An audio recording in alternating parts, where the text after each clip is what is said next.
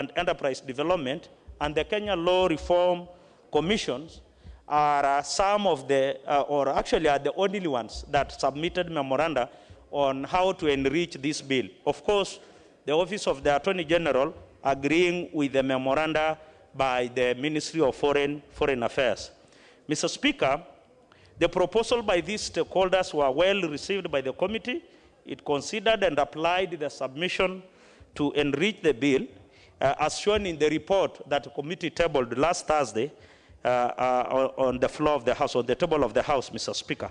And therefore, Mr. Speaker, I would like to say that in the next stage of the bill, we will, as a committee, be proposing amendments that will actually accommodate the views from the above stakeholders, Mr. Speaker. And some of the amendments, Mr. Speaker, that we will be proposing are amendments that were given by these stakeholders to make it so clear, or to bring clarity on the definitions of some of the officers who will be serving under the service, like the so-called attaches. You see, Mr. Speaker, there are so many in the missions abroad. You find several attaches, trade attaches, defense attaches, intelligence people, or the NIS, NIS attaches. So in the proposed amendments, there will be some of them are to bring clarity of these attaches as opposed to other officers in the service, Mr. Speaker. Others are going to be amendments to differentiate or clearly define what is the difference between career diplomats and others, the so-called political appointees.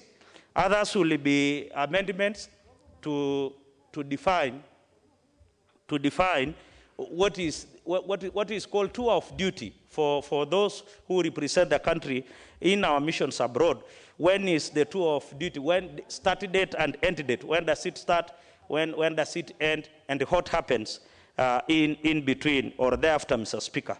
As I said, there are so many officers who will be serving under this service, the ministry, the foreign service, and therefore there will be need to define all those officers, Mr. Speaker, because there are those we call ambassadors, high commissioners, consulars, honorary consulars, all of them. In the next stage, we will be moving amendments to bring up with the clarity between those definitions. The definition of the service will also be some of the amendments that we picked from the public participation, the clear functions of the CS and the PS in relation to the service, and others will be to streamline the function and operation of the Foreign Service Academy. And therefore, Mr. Speaker, I really don't want to take much time because many members I can see, they have copies of the bill. The report of the committee was also tabled here last Thursday. And so, Mr. Speaker, I will just want to move the House and request the members of this House that they support this bill and they also try to enrich it through their contributions and propose amendments should there be need for them, because it is going to be the first bill of its kind in the management and operation of our foreign service. And therefore, I want to move and request you, Mr. Speaker, that you allow the Honorable Charles Kilonzo to second. I beg to move. Honorable Kilonzo, you have the floor. Second. Thank you, Mr. Speaker. Mr. Speaker, the need for this bill is as a result of many visits by members of this committee from the 9th, 10th, I sat in the same committee in the 10th Parliament, 11th, and the current Parliament, Mr. Speaker. In those visits, Mr. Speaker, members realized, and of course with interaction with Minister of Foreign Affairs officials, they realized there's need to professionalize the activities of Minister of Foreign Affairs, Mr. Speaker. Mr. Speaker, just like any other ministry, you cannot run a ministry without an act of Parliament and claim to be professional.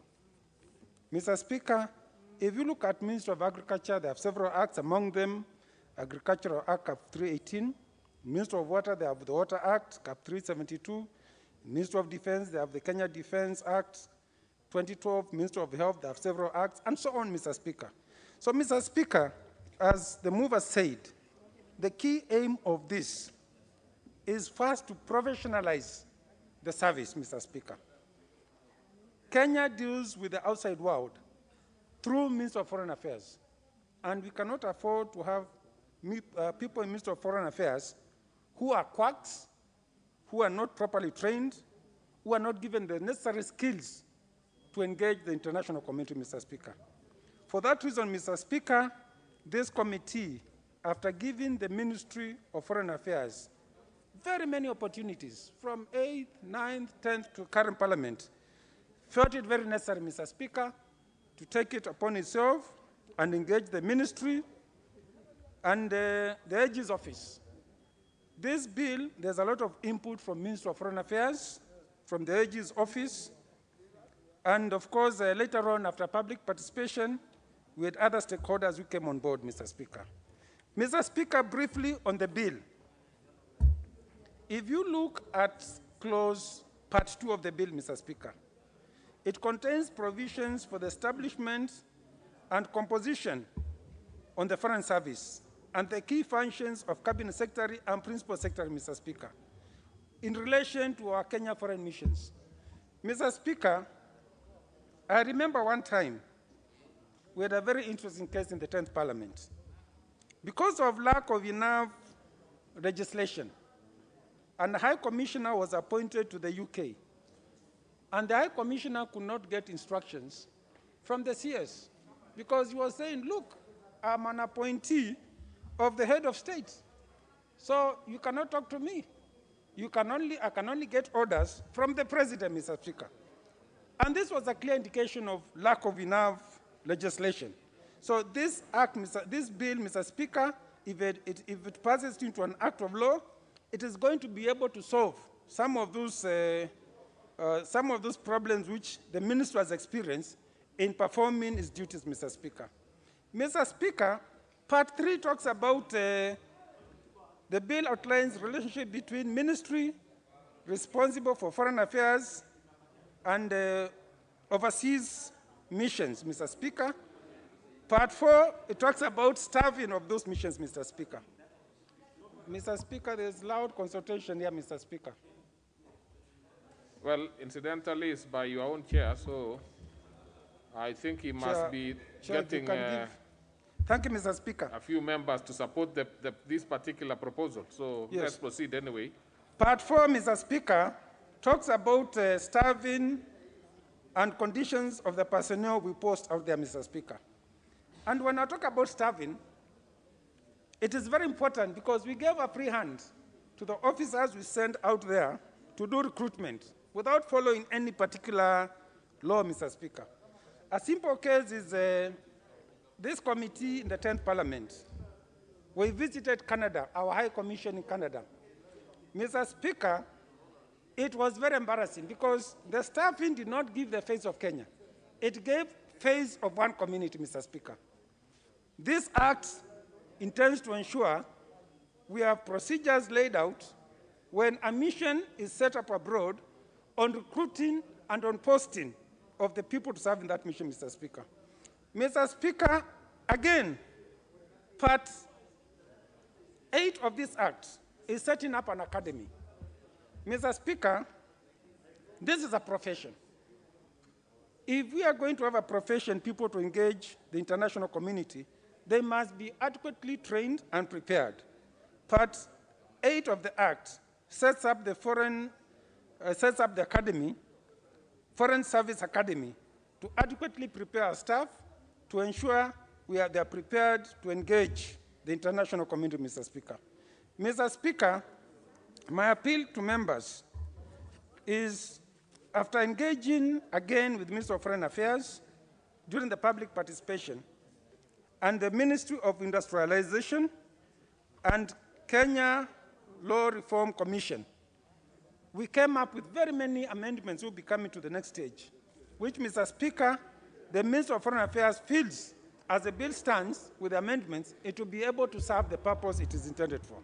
With those few remarks, Mr. Speaker, I wish to second. Very well. So then, therefore, I will propose a question which is at the Foreign Service Bill, National Assembly Bill number 8 of 2021, be now read a second time. And I will start off with the member top on the list, the Honorable Kainan, who is an insider, come outsider. Listen to. Thank you, Mr. Speaker. Mr. Speaker, I want to record my appreciation to the chair and the committee members of this very important committee, Mr. Speaker, where I had the privilege of being the chair in the 10th Parliament. Mr. Speaker, indeed, I want to also appreciate that this is one of the things that actually we intended to do, and we had a report, and I'm glad that the chair and the committee members, and I can see the Honorable Charles Kilonzo, who was a very able member and is still a very able member of this committee, took time to prepare this, and I want to say thank you, Mr. Speaker. Mr. Speaker, in any civilized country, Mr. Speaker, Ministry of Foreign Affairs is the interface between Kenya and the world. And Mr. Speaker, under the current constitution, for the first time since the promulgation of the August 2010 constitution, we have our written foreign policy, Mr. Speaker. And the emphasis here, Mr. Speaker, among the many other pillars, Mr. Speaker, is economic diplomacy. Mr. Speaker, I think members are still consulting in loud. Mr. Speaker, you need to protect us. I do not know, honorable members, whether this bill is a bit too interesting that we have to consult everywhere.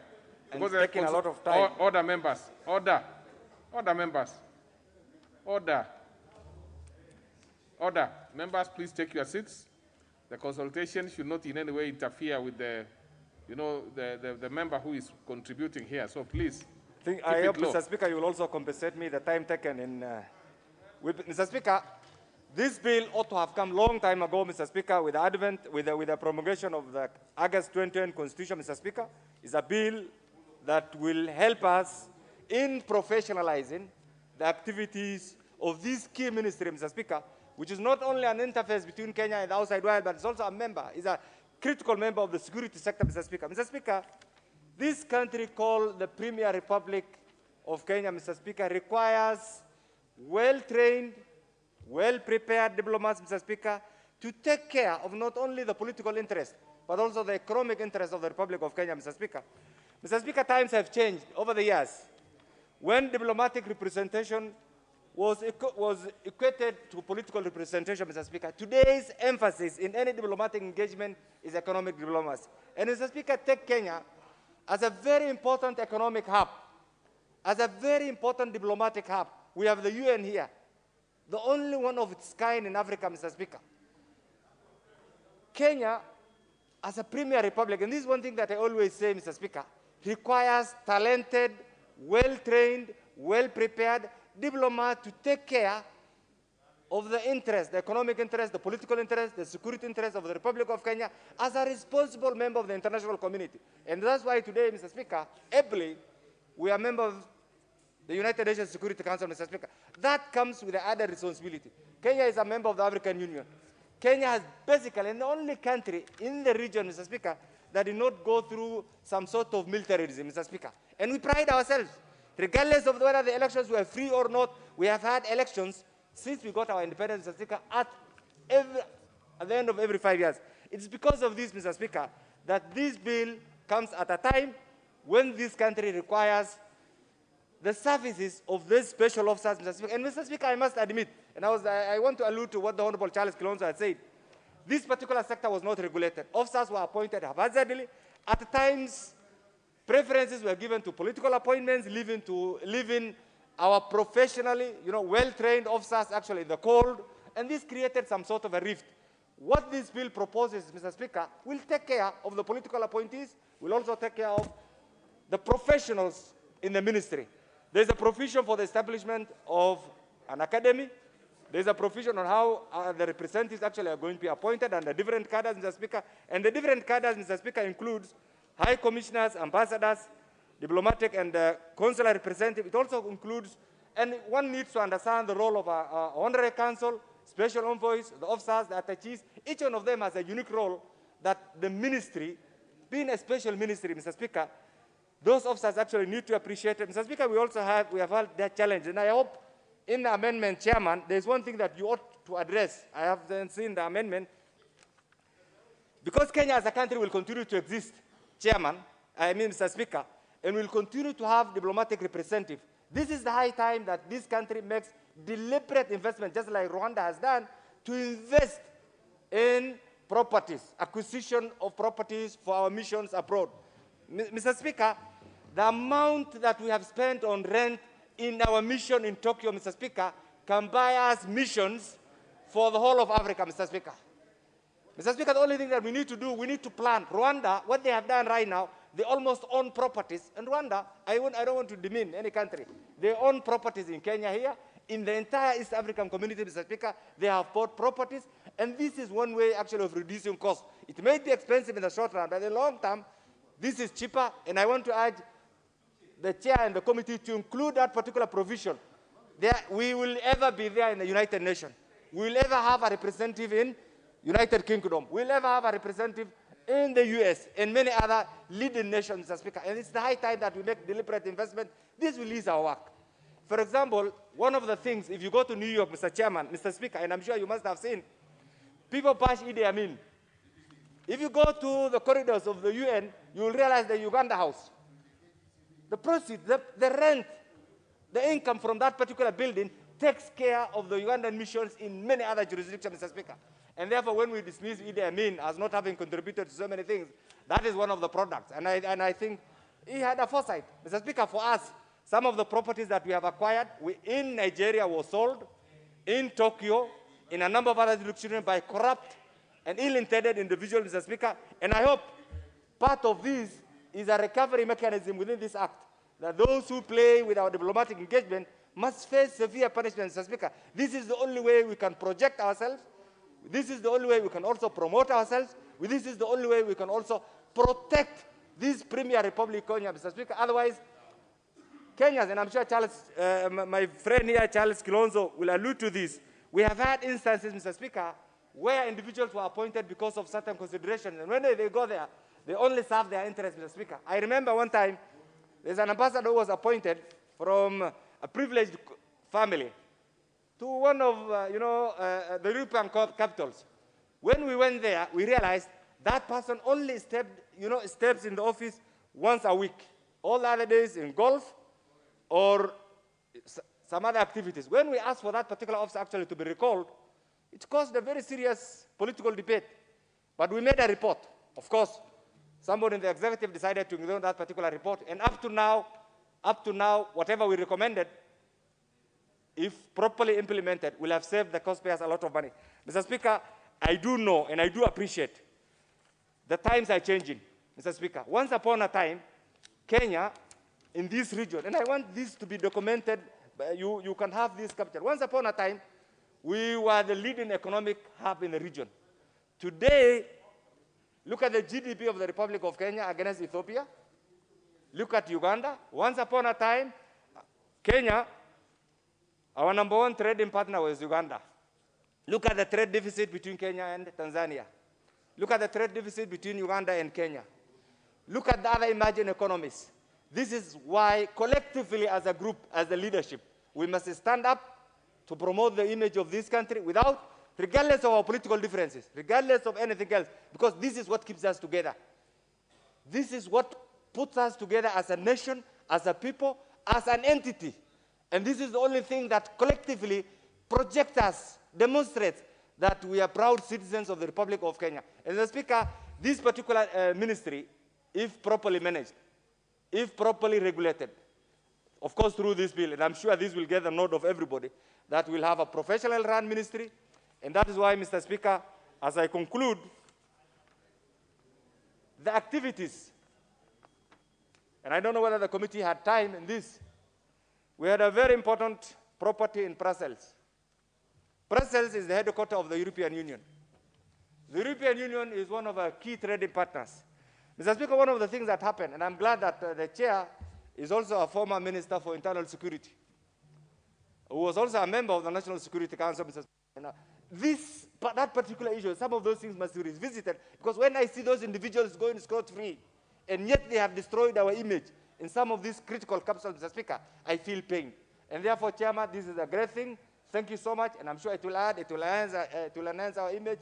And I pray that you will get more valued input from the ministry and the other sectors so that we can have one of the best foreign service bills, not only in Kenya, not only in the East African community, not only in the Horn of Africa, not only in Africa, but also in the whole world. And this is what will promote our image. Thank you, Mr. Speaker, and the members. Honorable, the Vice Chair of the committee, Honorable Tongi. Thank you, Honorable Speaker, for the opportunity also to speak into this foreign service bill. Honorable Speaker, for the longest since independence, as a country, we've been shooting in the dark. We've never had a bill explaining the procedures, the processes, the management of foreign service. And yet, we know Kenya as a country has gained immensely from the foreign service institutions. When we thought of it, and I want to take this opportunity on behalf of the team or committee to appreciate the chairman, Honorable Kato, for the leadership that he provided in ensuring that we have come up with this bill. From those who have been members of this committee, Honorable Speaker, they have said that it has been in the works for the longest. It has been working in progress for the many, many years that they have served in that committee. And now that we have come to this stage, it can only explain one thing, that the chairman and the long experience in Parliament has helped come in handy to help us establish this bill, which is going to ensure that now, going forward, we are able to account on our foreign service operations, Honorable Speaker. Like they say in management, Honorable Speaker, that which cannot be measured cannot be rewarded. So we believe that by having this foreign service bill, we are going to be able to establish the management system and administration system which is more accountable to the Kenyan people who are the beneficiaries of this foreign service engagement, Honorable Speaker.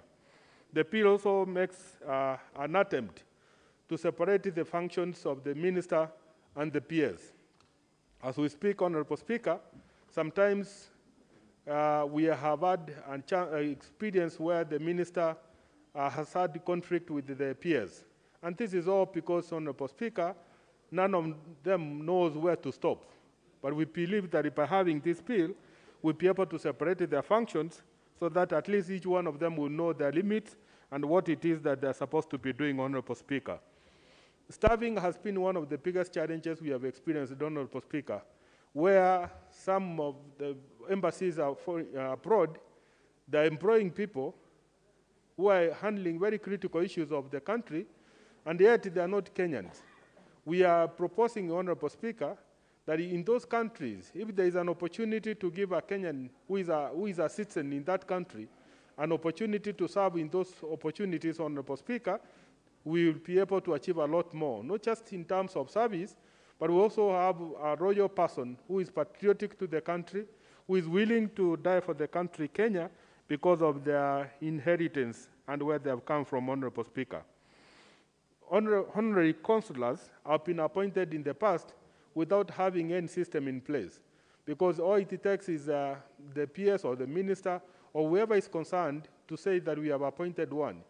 But we know the functions of honorary consulars is so critical in a country that if you don't have them evaluated and appointed in a very clear way, then they are going to cause confusion, Honorable Speaker, because they will be projecting Kenya in a different way from what we want us to be known. Because Kenya has a tradition, we have our values, we have our systems, which values defines Kenya, and we would wish, if we are going to appoint an honorary consular, it should be a person who understands what we stand for as a country. We have never had, Honorable Speaker, an academy. This academy is meant to help and to train our children, our cadets, who are going to be the next ambassadors. So we have proposing in this bill that the Foreign Service Academy will be established, which is going to take care of the training, the professionals we are going to rely on going forward, where we are going to appoint the ambassadors and the high commissioners to serve the country, Kenya, Honorable Speaker. As I finish, Honorable Speaker, there are many countries who are relying on roping for international jobs. We believing that by having this foreign service bill, we'll attempt to explain how the country Kenya can also rope for those opportunities. There are countries whose foreign currency 100%, or not 100%, but to a large extent relies on foreign money, foreign money coming from other countries. Why? Because they have been able to rope for international jobs. So when these people are earning their income and sending back home some money, that money becomes useful to the economy and makes a huge difference. Because I know, Honorable Speaker, there are many of my colleagues who would want to speak into this bill. I would want to stop at that point, but I support it. I think it's going to be a game changer and make Kenya a better country to live in going forward. Thank you. That was very good of you, Honorable Tongi. Being a Vice Chair, you have saved 5 minutes for your colleagues. Honorable Maoka Maore, then I come. Yes. Now, Mr. Speaker, from the outset, I'm a member of the committee, and I also support the contents that are enumerated in the chairman's presentation and also in the bill. Now, Mr. Speaker, many people will remember that when you are picked as a diplomat, there are those insinuations that you don't need training. But if there is a delicate job that you really need training, it's that of a diplomat. The proposal that there is a Foreign Service Academy in the bill is quite a milestone. And we need to support it and ensure that the curricula that is being taught there and the contents of the service is actually enumerated. And now, Mr. Speaker, as you've heard in modern diplomacy, unlike the olden days where you just went there and became a party person for cocktails and others, we have issues to do with the trade and commerce. Now, the world over, the modern diplomats are the main trade ministers or ambassadors. And on top of that, Kenya has been unique. For many years, for the last nearly 30 years, we've had our soldiers serving in UN missions. Those people have actually been serving as our diplomats. Even though the commander of the team is the rank of a general, they are usually trained in very serious diplomacy. And in essence, the entire team that happens to participate in those foreign missions happen to be our diplomats. Now, Mr. Speaker, if you have the issue of recruitment addressed, I remember of late when we had the last batch of the diplomats, and several of them are actually retired public servants. And I did hear some quotas complaining that you are having a lot of people who have retired, maybe 60 plus. This one, you need some young people. Mr. Speaker, it is not that there isn't room for the youth in diplomacy. There is a lot of room in diplomacy. But when you are appointing an ambassador, an accredited ambassador, very few countries will take those who are under 40. Many of them actually decline. And for that reason, when you find the people who are mature, I think that's a better word to use. Those who are mature being picked, it is a plus because you are not going to have to explain why you are having somebody who is so young. When he goes there, you'll be having issues with them clubbing and other issues that are related with youth indiscretion. So, Mr. Speaker, it is good that we have a bill defining what we are going to send out there as our diplomats. And we need to understand the diplomat is not just the ambassador. It is the entire staff whether it is the immigration officer you have sent there, whether it is the trade attaché, whether it is the agricultural, or you can even have an agricultural attaché, you can have an education attaché, or even cultural. Like when they want to send their own spies, in many countries you hear them calling them cultural attaché. So when you hear cultural attaché, you don't even know or associate that person with having a bigger role or a bigger assignment than the ambassador. But that's how countries operate. Now, Mr. Speaker, when we get into this, there are times when even our ambassadors have failed us. And I had an example myself in the year 2000, when I had some young man was caught up in Miraa business in Tanzania, and then he was picked and sentenced to life imprisonment. So the only issue that came up there was the issue of negotiation. You have to negotiate and get out of the mess the young man found himself in. And in November, the year 2000, the East African heads of state were signing a protocol.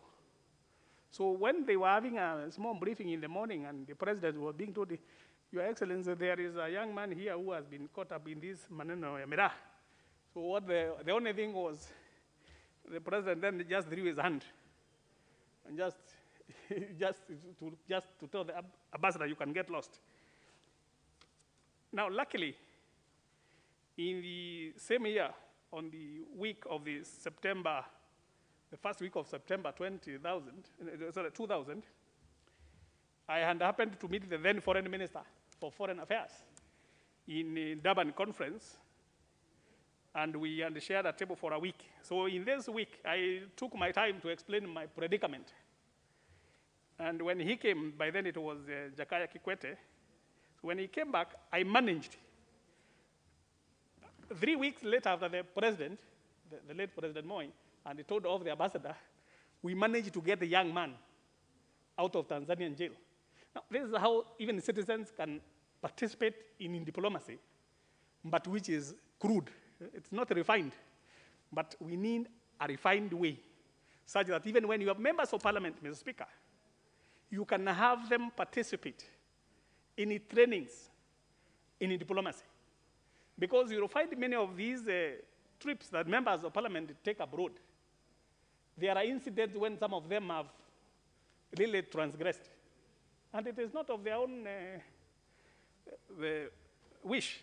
It's because they are not aware that when you are the rank of a member of parliament or a certain civil service, you are a top diplomat in your own way.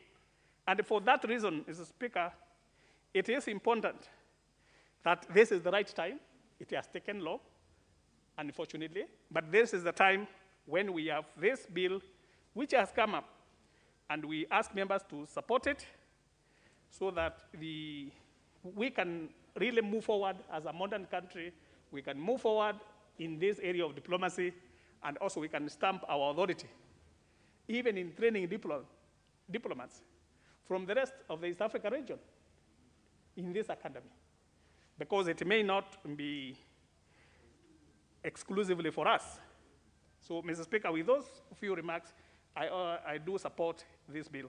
Thank you. Very well. Thanks for saving 2 minutes. Now, the top on the list is Honorable Sankok. And I, of course, notice that there is a seasoned diplomat also here, a practitioner. I'm just following the list, but he's third on the line, I think, second, actually, now. Thank you very much, Honorable Speaker. We can save minutes. I can see there is a lot of interest in this particular one. Yes. Let's save minutes, and we have our colleagues having opportunity.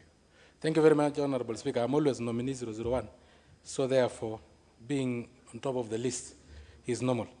Let me start by saying that I support this report on the Foreign Service Bill number 8 of 2021. Honorable Speaker, Honorable Katole Metito is a well-known diplomat, having been the chairman of this particular committee, but also having been the Minister of Foreign Affairs and Internal Security at one time, and he has been in this House for the past 24 years, Honorable Speaker. Honorable Speaker, this will be a game changer, economically speaking, if this House becomes very serious and pay a lot of attention on this particular bill in the second reading, and then in the third reading, once members have paid enough attention, they will be able to inject some other new ideas in terms of amendment in the third reading of this particular bill. Honorable Speaker, because diplomats are not only our ambassadors, but they are also consulars, heads of missions, and others, Honorable Speaker.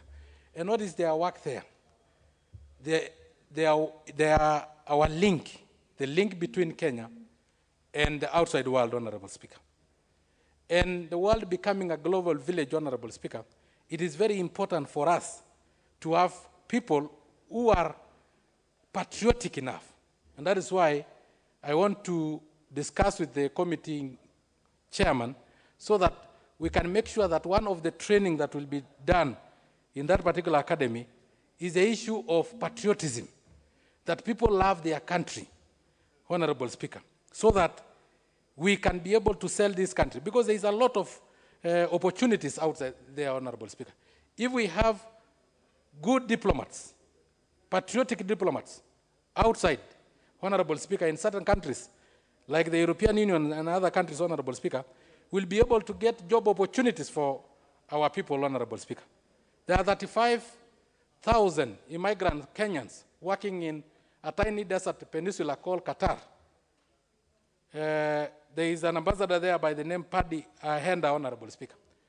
And he tried so much to make sure that he compete with the Philippines to take Kenyans immigrant workers to work there and protect them while they are there, Honorable Speaker.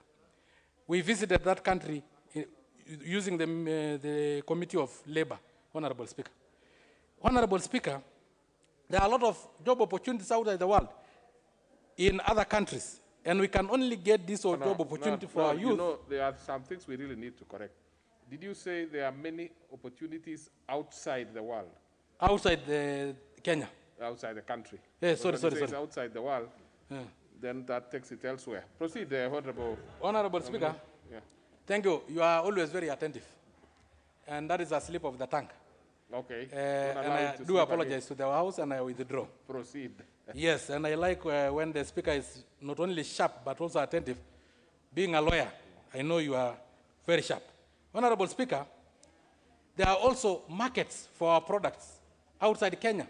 So when we have diplomats who are patriotic, who remember their country, Honorable Speaker, will be able to create markets for our produce, Honorable Speaker. We need market for our livestock, Honorable Speaker. We need markets for our livestock, byproduct, and agricultural products, Honorable Speaker. This is only possible when our foreign mission is well trained and that there are people not only appointed because they are politically correct, but there are people who understand what their role is and what they are doing, Honorable Speaker. Honorable Speaker, in other countries, Honorable Speaker, protect me from Dr. Pukose. Dr. Pukose, this is, you are becoming a prefect in this house. And I've always told you that. Allow me finish. You'll have your own time. Proceed. Don't get distracted. Proceed. Yes, Honorable Speaker. Honorable Speaker, outside of Kenya, we can get investors. Investors who will come and invest in Kenya and create job opportunities and create job opportunity for our youth and actually be able to steer our economic growth, Honorable Speaker. Honorable Speaker, do we even know that Kenya is the greatest democratic country in the whole world? With our foreign missions are not selling us, Honorable Speaker. It is only in Kenya, in the whole of Africa, where we have had elections and we have had democratic handing over of power without any bloodshed, Honorable Speaker. Moi, Honorable Speaker, the late President Moi, handed over power diplomatically. It is an hard thing in the whole of Africa, Honorable Speaker. And he went home and look after his goats, Honorable Speaker. Honorable Kibaki handed over power diplomatically and went home, Honorable Speaker. And in 2022, Honorable Speaker, we are hoping that there will be handing over of power without any bloodshed, Honorable Speaker, because Kenya is an island of peace in the whole of Africa, Honorable Speaker. In other countries, Honorable Speaker, there have always been guerrilla war for people to ascend to power. We have never heard of such here in Kenya. So, Honorable Speaker, this is something that our diplomats should be highlighting so that we get more UN headquarters, Honorable Speaker, like the UNEP headquarters is based in Nairobi. We need more, Honorable Speaker. We need to grow like Geneva. Geneva depends on all those foreign UN headquarters and other missions, Honorable Speaker. Honorable Speaker, we also need to know if politicians can also be good diplomats. Because you know politicians are very good in PR, Honorable Speaker, public relations, Honorable Speaker. So that even when training, we can also make sure that we have politicians probably being part of this foreign mission and being ambassadors, Honorable Speaker. Honorable Speaker, when you appoint people anyhowly, you know what happened to our embassy in Tokyo? Somebody went there. We did not do a background check on the corruption level of characters that were sent to Tokyo, Japan, Honorable Speaker, and they swallowed our embassy, Honorable Speaker. Honorable Speaker, therefore, I do support this particular bill, and I request that members support, and then in the committee of the whole House, we also bring some amendment, like having also persons with disability represented in at least a percentage of them as per our Article 54 of our Constitution, Honorable Speaker. I do support. Honorable Amunyinyi, yes, he saved 2 minutes, which is good. It's not normal for Thank you very much, Mr. Speaker, for the opportunity also to contribute on this bill. Mr. Speaker, this is one of the greatest things this Committee of Defense and Foreign Relations has done to this country. And Mr. Speaker, I would like at the outset to commend my brother, the Honorable Kato Lemetito, for steering this process, ensuring that this bill is before the House. Mr. Speaker, I've had the opportunity to serve also in this committee before, and we attempted to introduce this bill as a committee, but it wasn't possible because the ministry, the parent ministry, and the AG were said to be working on the bill. But thanks, Honorable Kato, for the move you have taken. Honorable Speaker, you know, Kenya is a member of the world community. And being what we are, you know, among the members of the world community. Even as you proceed, the Honorable Amunyinyi, the mask is for the nose and the mouth. You don't need to cover the eyes. So proceed.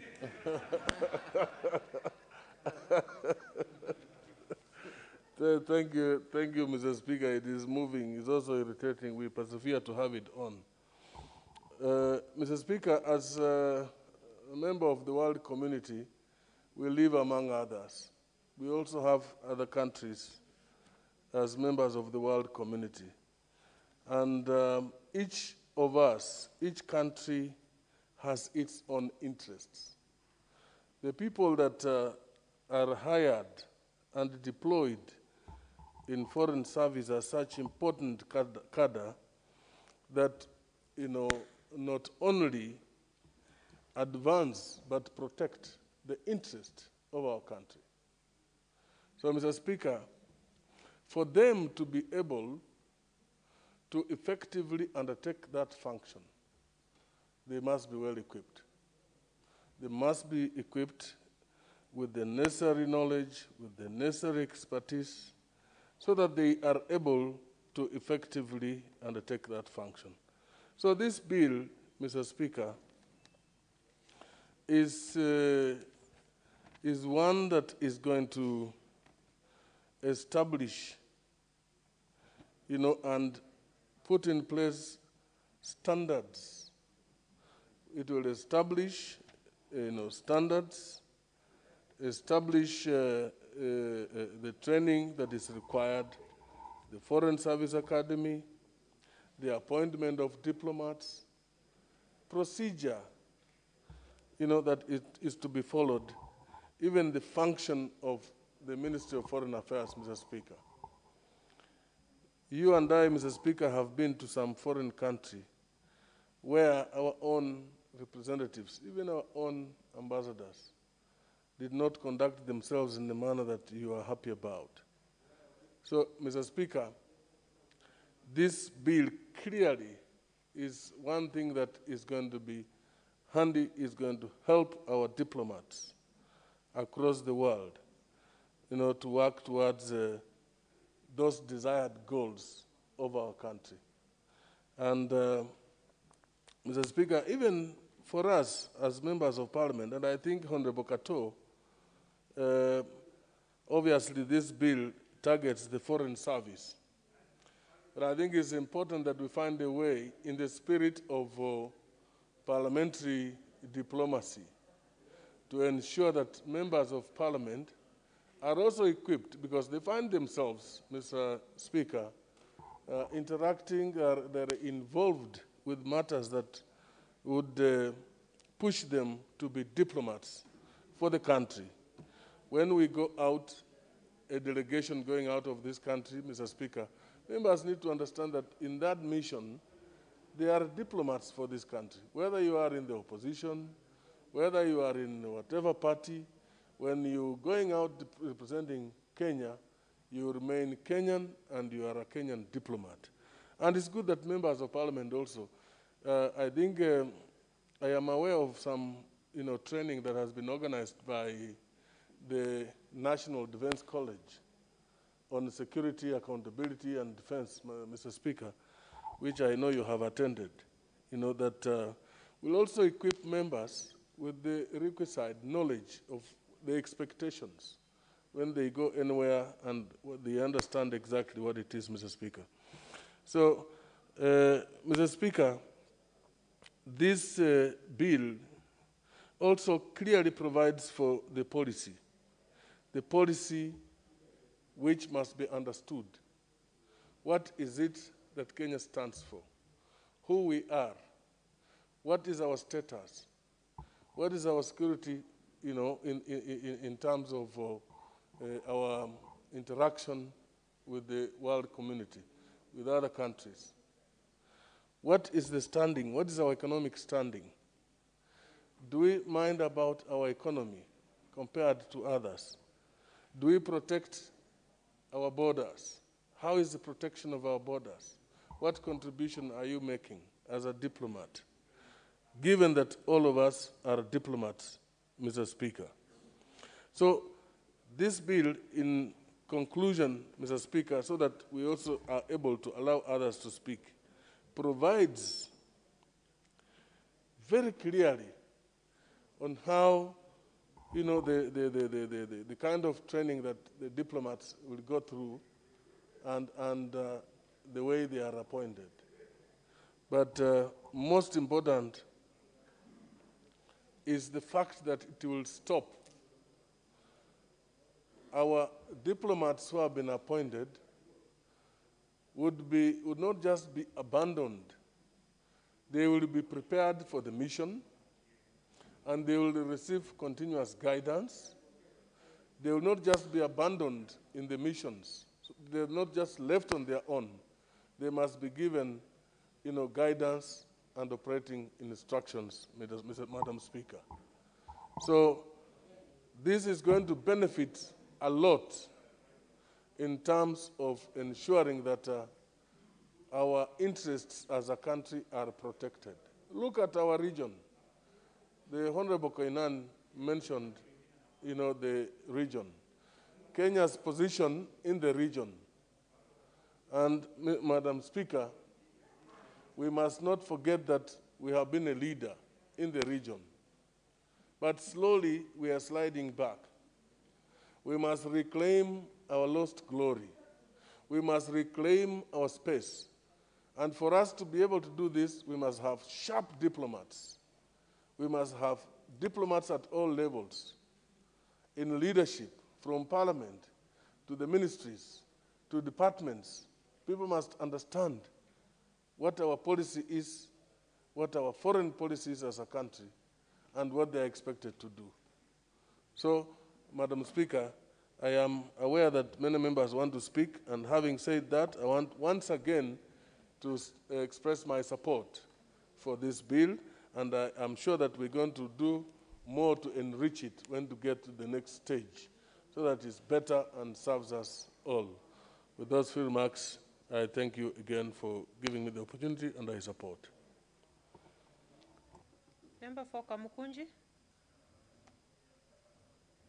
Honorable Yusuf. Thank you, Madam Speaker. I stand to support this timely bill that is intended to streamline and regulate our foreign service and transform our diplomatic service to a highly agile service that can effectively project our country globally. The Ministry of Foreign Affairs is indeed the most global agency in the Kenya government. It's represented in the whole of Africa, in Europe, in America, the North America, Latin America, Asia, and Australia and the Pacific. Madam Speaker, we live in a very complex and rapidly changing global landscape. We're witnessing the dying of the old world order and the birth of a new world order centered in the global south. We therefore need to strategically position ourselves so that we can take advantage of this transition. That's why we need sharp diplomatic service officers that can meet these new global challenges using smart power and soft balancing to protect, to defend, and to advance our national interest in the international arena. Men and women who are experienced and well-trained with new capabilities and multiple skills are needed in this new global environment. The old skills are useful in some ways, and we have very good old professionals in our foreign service. But we need new specialized knowledge in negotiating bilateral and in multilateral agreements and arrangements. We need people with area specialization. We need people with cultural and linguistic skills who can handle complex issues that are going to come up in this new environment. Madam Speaker, representing one's country is indeed one of the highest callings, and the fortunate public service and servants who are chosen for this pivotal work, this pivotal role, to represent the state and the citizenry of Kenya, are the face of our country. That's why we also need to have a representative foreign service. It's absolutely necessary that the men and women who are selected for these tasks are not only well-trained and highly experienced and have the right expertise, but are the best that our country can produce and deploy. Therefore, this bill will help to strengthen our foreign service and lay the foundation for the professionalization of our diplomatic service. And I think this is the first bill that regulates our foreign service. And I want to say that this is a remarkable achievement for the Committee on Defense and Foreign Affairs, of which I had the privilege of serving in the 10th Parliament, in the 11th Parliament, and this current Parliament. The bill provides for the establishment of clear and effective management, administration, and accountability mechanisms and measures for the foreign service. It envisages a foreign service which has specialized professional services, which consist of political and technical officers. For example, we may take the Ministry of Foreign Affairs services or functions for granted. But this particular bill, for example, if you look at Article 5A, emphasizes that we would regulate the establishment, the promotion, and the maintaining of good relations between the Republic and other states and governments through this ministry and through this bill. This bill will also help in us having an effective foreign policy objectives. It will also help us, and particularly the officers and the government officials who are given this task in the Ministry of Foreign Affairs, to develop, promote, and pursue economic, social, and political interests of our country. It's not just diplomatic services and attending meetings. It's more than that. It will also actively help to seek bilateral, multilateral, and international assistance to support national development goals of our republic. It will provide representation for our country in regional and international organizations. It will also help the promotion of Kenya as an international investment destination. And then it will also center the Ministry of Foreign Affairs as an agent of all other ministries and state organs in the country. Furthermore, it will help in managing official communication of foreign affairs and global issues and facilitating Kenya's migrant labor. It also, as has been said... Honorable Sankok, Honorable Yusuf, just a minute. I can see the Honorable Sankok and the member for West Pokot County. You seem to be performing some rituals in the House.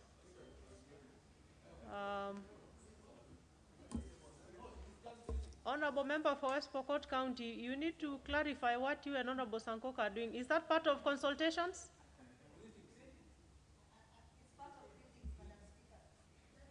Just to make sure that there is nothing aggravating that Honorable Sankok is imposing on you.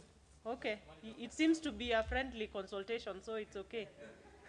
Honorable Yusuf, go ahead. Thank you, Madam Speaker.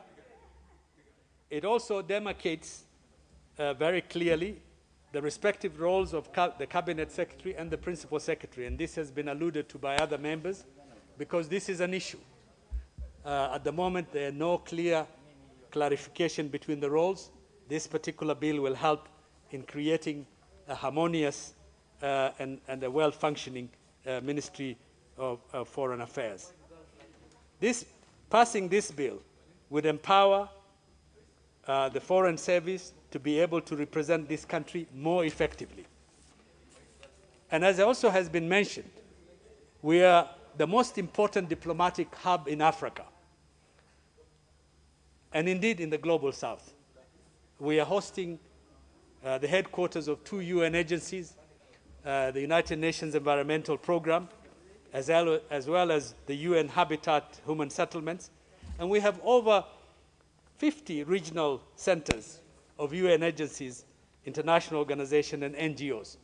We must be able to leverage this particular diplomatic power that we have for the articulation of our own national interest. And we must be able to also develop partnerships. We live in a very complex environment. Without partnerships in the East African community, in the Africa regional organizations, in the Horn of Africa, and also in the European Union, the Pacific, the Caribbean region, and in the United Nations. This bill has also entrenched the role of our foreign services as the principal representative of our country abroad. We don't want to have hydra-headed diplomatic efforts. We want to see a coherent foreign service leadership under the direction of our president, which represents us as one and with one voice. And I think we also need to harness the smart powers that I have mentioned here by engaging skills, bringing new people, new blood that can truly represent us, because when you have well-educated, well-trained people, you also get the respect from your interlocutors. We become effective interlocutors rather than people who do not know what they want in their foreign policy and what they want in terms of their interests. Therefore, with those remarks, Madam Speaker, I support. Member for Subanov, Honorable Mili. Thank you, Madam Speaker, for giving me this opportunity. Madam Speaker, I do wish to state that I support, and Madam Speaker, in supporting, I want to say that this is actually a noble idea whose time is now. It's long overdue, actually. I'm just hoping, and I hope I'm wrong, that it has not been brought because of Mwende Minzi that we harassed in this house, on the floor of this house. But even if it is, it's a good reason. It articulates and ensures professionalism in the Foreign Service. And Madam Speaker, one of the things I like is that it also goes beyond the issues that we know ordinarily for foreign missions, and it ensures that we look out for the Kenyans who are abroad. Madam Speaker, it also acknowledges career diplomats that sometimes we forget and we delegate when we are giving political appointments, and it's very discouraging for people who have committed their time and passion for the country. Madam Speaker, our missions are Kenya, or rather our missions require professionalism, Madam Speaker.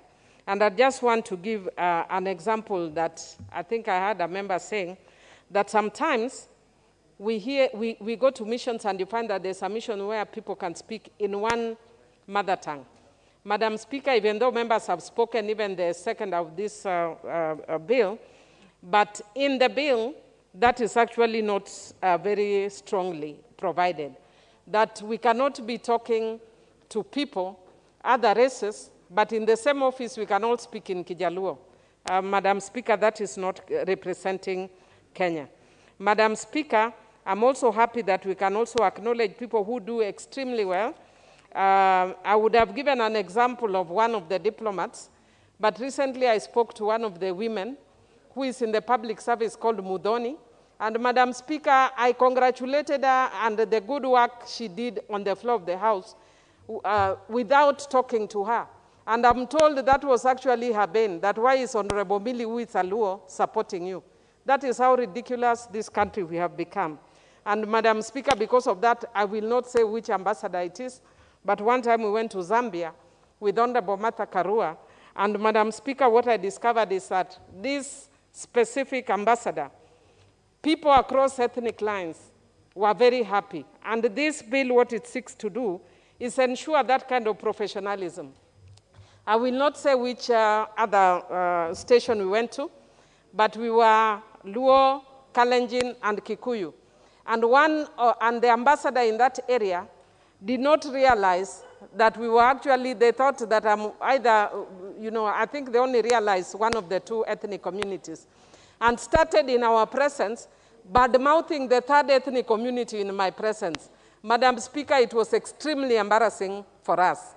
So when you actually have professionalism infused, even for the political appointments, then we will be doing the country proud. Madam Speaker, I will actually then just highlight one or two things that I will be raising concerns with. But before I raise that, I just want to say I'm very happy that in this bill, we are recognizing children, we are recognizing spouses, and also children with special needs for those who are on missions. But Madam Speaker, I am concerned about the definition of spouse, because a spouse cannot be as defined but by the officer. I actually have an ongoing case right now where there's a woman who is married and the husband has included the other woman as the wife and has excluded the wife who actually has a special needs child, because the husband is the one who's defined who the spouse is. But the law of Kenya defines who a spouse is. So by this law, we cannot be amending the Marriage Act indirectly. If we want to amend the Marriage Act, we must say so clearly. But if we are not, then we must follow the Marriage Act. Madam Speaker, the other issue that I would be also bringing amendments on is that we must ensure gender, regional representation, and representation of youth and persons with disability. And Madam Speaker, I would also want to indicate that in clause 1B, we are making reference to the people, but we need to be very clear that in that case we are talking about people who are locally or staff that are locally engaged. Madam Speaker, I want to pitch for persons who are in foreign missions. I have no relatives, so I have no interest, or at least no relative I know of. Mr. Speaker, the way the men behave, you may never know. You might be thinking you have no relative, and maybe your brother and your uncles and fathers have children in the missions abroad and you don't know. But I want to say I have no non-relative, but I would want to pitch for people who are in missions that we are saying when they are returning, they will only be allowed one vehicle. When they are outside, they probably, if it's a man, he probably has a wife, and if it's a woman, he probably has a husband. Let them come back with the 2 vehicles, not 1 vehicle, because we should not make it difficult for them to serve. Madam Speaker, of grave concern to me is clause 23.3a, which is on dual citizenship. And Madam Speaker will be looking at the constitutional provision, and if it is not against constitutional provision, then Madam Speaker will be suggesting that what we should do is to preclude you from serving in the country that is directly of interest to you. For instance, I'm married in Zimbabwe. If I were to be an ambassador or a high commissioner, then I should not be posted to Zimbabwe, but I can go to UK. Madam Speaker, the reason I'm saying this is because normally it's the women who tend to be affected much more. You saw the case of Mwende here that was quite a big issue. Madam Speaker, again on the academy, it's a very, very good idea, but we have not included that the academy should have the face of Kenya. Madam Speaker, I would also want to say that in the schedule I'll also be bringing an amendment that whenever vacancy is created, it shouldn't be because a person has absented themselves without permission of the chair. That is very high school oriented, where you go, Madam Teacher Sir, or Mr. Teacher Sir, can I please have your permission to go? At this age, you cannot be getting permission from your chair, but you can notify your chair. And I wish we could adopt this in all our pieces of legislation on notification. And finally, Madam Speaker, I would want to also bring an amendment to ensure in the schedule that there is a zebra approach in the election of the chair and the vice chair, so that where there is a chair is a man, the vice chair is a woman, and vice versa. And finally, Madam Speaker, I want to encourage 001 that when he was speaking, I was very silent and I listened to him, even though he rigged his position, but I listened very carefully to him. So he should also learn to listen to other members when members are speaking, especially at 8:30. Otherwise, Madam Speaker, I support. I've already spoken, there's no need for a point of order. The Honorable Leader of Majority.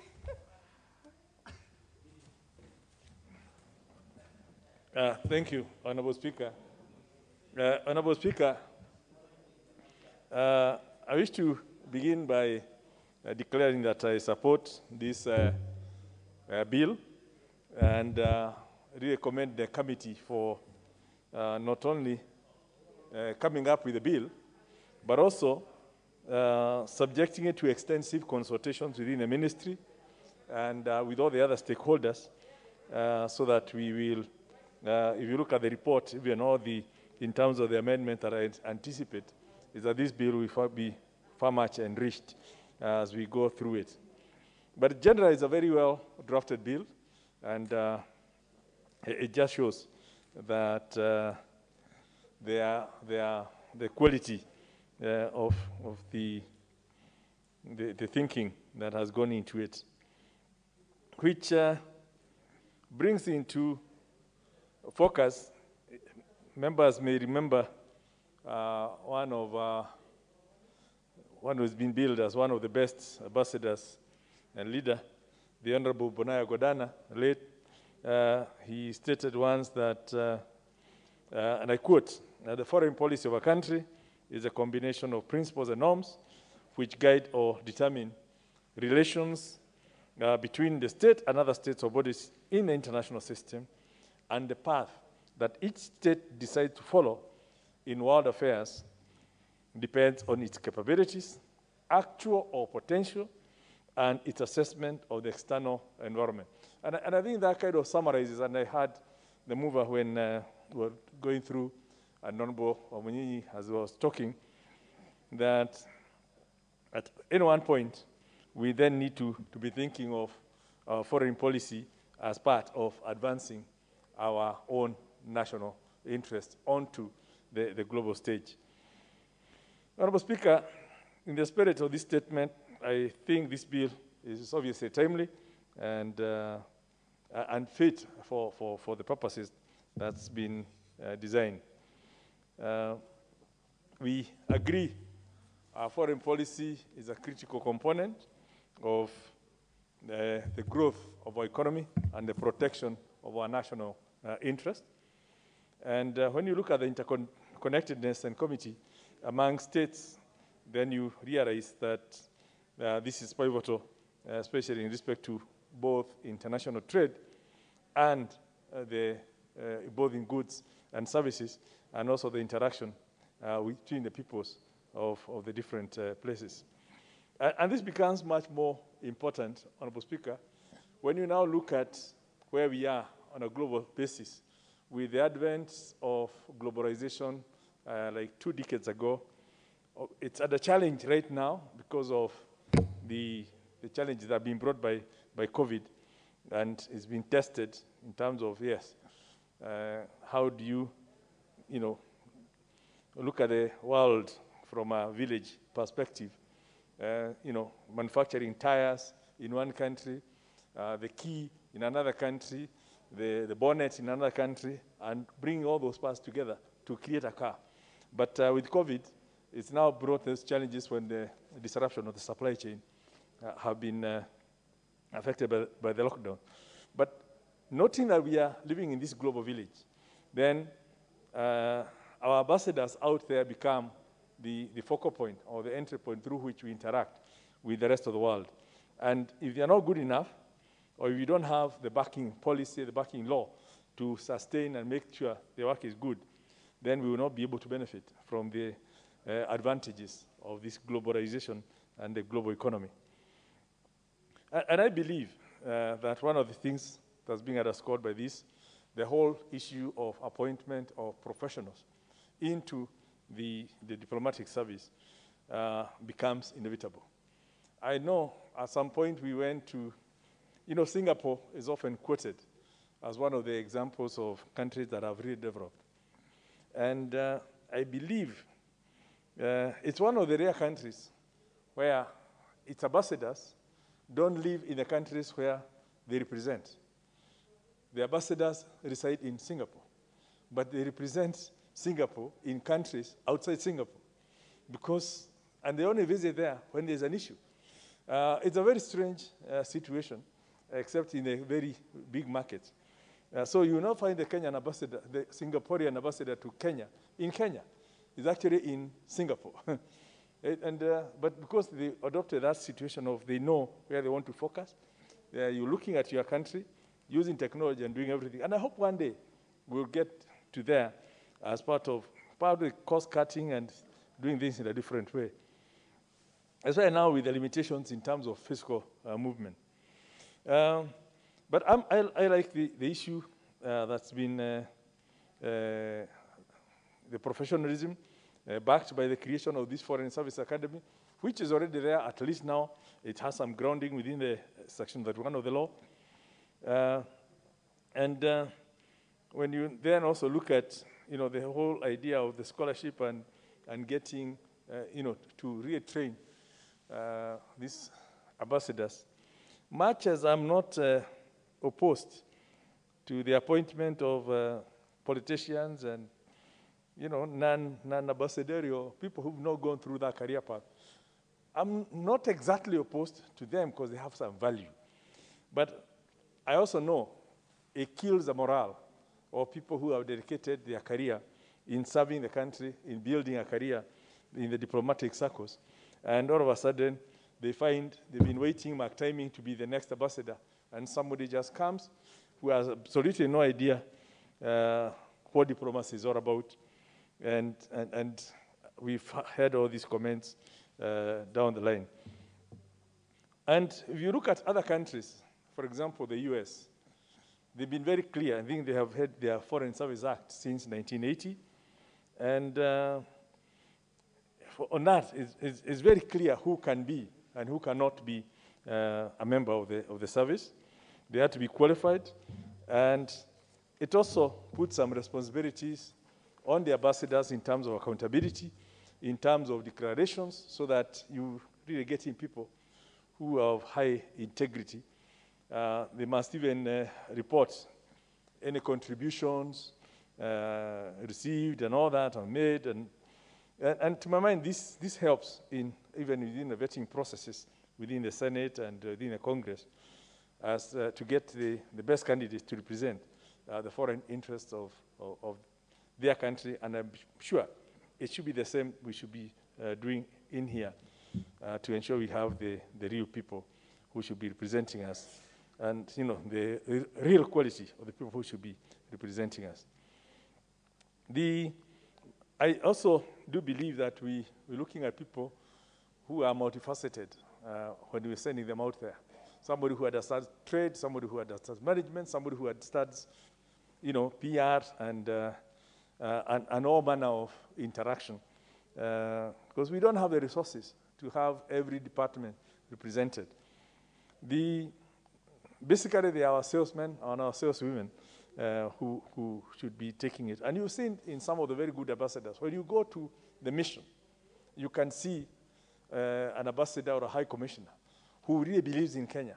And even as they are talking, as you walk into the office, you can see even what they are put. In others, it's like, it's a job. They don't care. You go there and remember, even in those days when our passport requires that when you go to any country, you are supposed to report at the nearest embassy that you in that country. And I remember at one point trying to report that in London, and the chap was, you are talking through the window. You can't even be allowed in. And they say, I've come to report. And they say, una shida. That kind of thing put me off. And I got to then know the people who were involved. Far much later on, we worked with them. And they regretted, kind of said they were very sorry for that. And hopefully some of those lessons have been learned. Because that's part of the thing that have been off-putting Kenyans from even visiting their embassies, the treatment they get. But in some of the other embassies, it's so good. And I don't want to name which missions have been so good for purposes of not disclosing the others that are bad. But generally, I think like I said, I'm happy that the Honorable Millie Odhiambo has raised the issue of exclusion of certain citizens just on account of the holding dual citizenship, which is something we encouraged, something we fought for, something we brought into the Constitution. But then it's used against some of the people who really want, and I'm very happy that the committee has already picked it up as one of the recommended deletions by amendments that the committee wants to bring to stop that discrimination of people on account of taking up an encouragement within our Constitution that if you're out there, we're also encouraging you to also become Kenyan, or you are Kenyan and you can do better by also becoming a citizen of another country and you remit your diaspora income, then we cannot then come back and start punishing the same very people who we are very happy to receive the billions of dollars that they remit on a monthly basis. But when it comes to opportunities, we're the first ones to deny them. So I'm happy that that has been sorted from the committee. Otherwise, I would have joined media there in bringing the amendment. And not because of having anyone in mind, but just as a matter of principle. So I think the gender, I really don't want to, a good thing does not require a lot of talk. We'll be looking at it in detail. Unfortunately, we have 3 weeks during the break to then come up with any amendments to make it even better. Because it's the kind of thing that you really want to do, get it better, get it done with, and so that the image of Kenya can be the very best. Because when you see what people see out there, when you look at Kenya House in London, what do you see when you go to a certain embassy in a foreign country, reflects whether those people who have confidence to come to Kenya whether they will have confidence to do business with Kenya, whether they will even have confidence to come for holiday in Kenya. And we really need to make sure that we are represented by the very best, and they also depict Kenya from the very best of the way they behave and the way they interact with the foreigners. So, well, once again, congratulations to the Defense and Foreign Relations Committee for a good job. And I hope and I trust the members will support you so that we can have this bill in as quickly as possible immediately we come back from our break, becoming law, and then we start getting implementation thereof. With those rather many remarks, Madam Speaker, I beg to support. Member for Vihiga.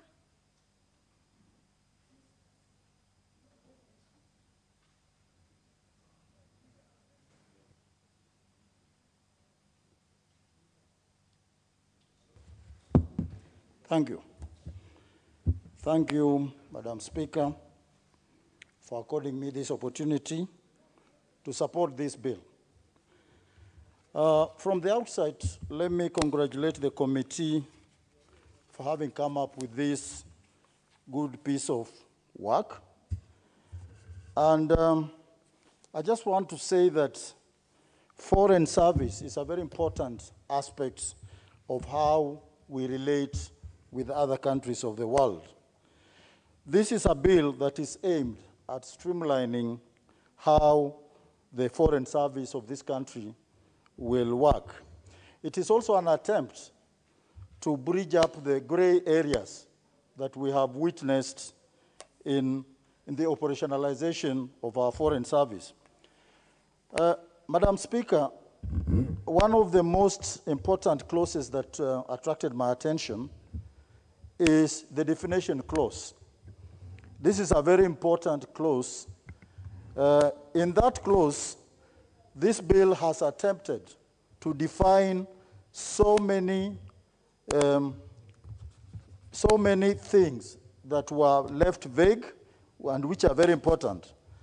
For example, a simple matter like the tour of service, tour of duty, was never clear. Nobody knew when a tour of duty would start and end. This particular bill has made a very good attempt at clarifying that. One of my colleagues talks about the issues of spouse.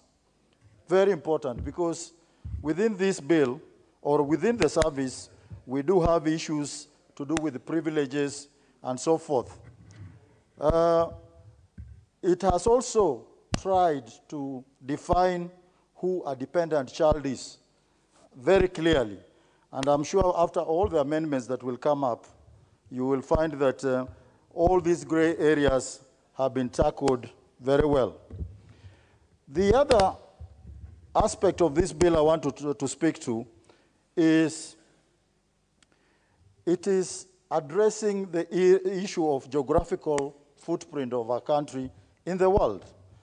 Madam Speaker, if you look even in Africa alone, you find that there is a big segment of this continent where we don't have a footprint at all.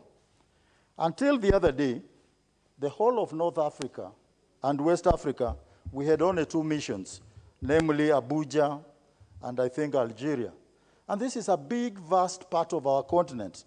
And then you find, on the other hand, we are concentrating our footprint in either in Asia or in Europe.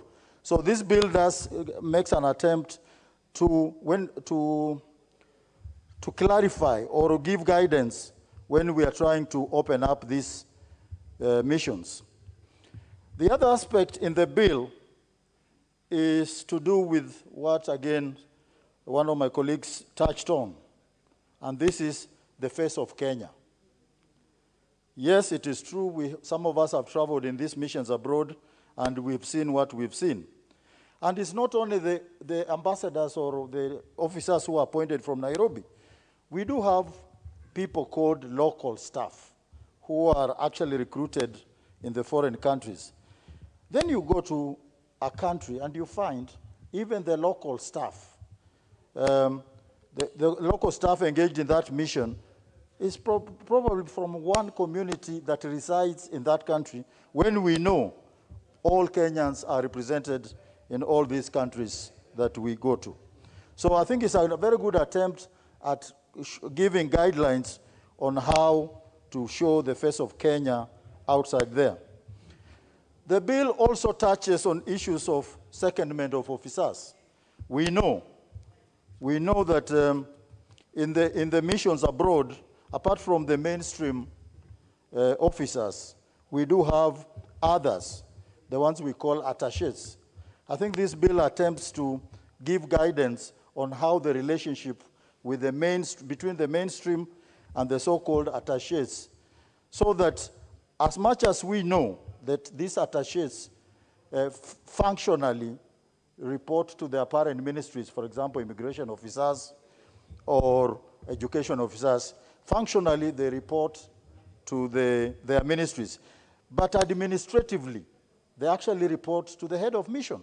So we must have some way of making sure that that relationship bears fruit properly. There have been issues about the duration of duty. Currently, the well-known norm is that it's normally 4 years. But we've had cases where an officer, even a head of mission, his tour of duty comes to an end, and you find that he doesn't want to come back home. Now, I think in this bill we have defined very clearly what your tour of duty is and when, and the process of termination and all that, which will bring a lot of clarity. Lastly, Madam Speaker, I want to touch on the issue of privileges. We know out there these are diplomats who have various privileges out there, and sometimes they've been abused. I recall there was a period in time when, in fact, some of our officers were required to be married before they could be posted. This was coming out of some indiscipline that was taking place. So the bill actually has very clear provisions on what the privileges are and what the consequences of abuse of those privileges. So with those all remarks, as we know, there will be quite a few amendments that will come up, and I believe that with those amendments, this will be a very good bill to guide our foreign service. Madam Speaker, I support. Member for Endebess. Thank you, Madam Speaker, for allowing me to contribute to this very important bill. Michael Jordan once said that talent wins games, but intelligence and teamwork will win champions. I want to congratulate the Honorable Chair for giving good guidance to his team and for coming up with this bill at this time in history.